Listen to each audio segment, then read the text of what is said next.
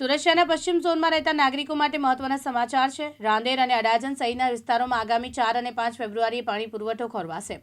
Ugat Rander water treatment plant ખાતે મેન્ટેનન્સના કામને કારણે આ પાણીનો કાપ નિર્ણય લેવાયો છે। સુરત શહેરના પશ્ચિમ ઝોનમાં આગામી 4 અને 5 ફેબ્રુઆરીએ પાણી કાપ રહેશે।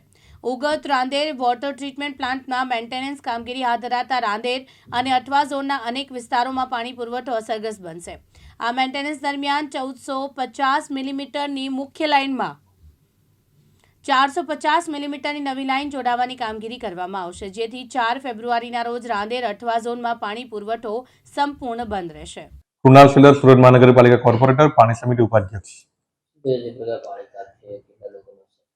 સુરત મહાનગરપાલિકામાં આવેલ ઉગત રાંદેર વારીગૃહમાં મેન્ટેનન્સના કામના કારણે 4 તારીખે રાંદેર ઝોન વિસ્તારના અને અઠવા ઝોન વિસ્તારમાં અને 5 તારીખના બપોરે 12 વાગ્યા પછી ઓછા પ્રેશરથી પાણી મળવાની શક્યતા છે।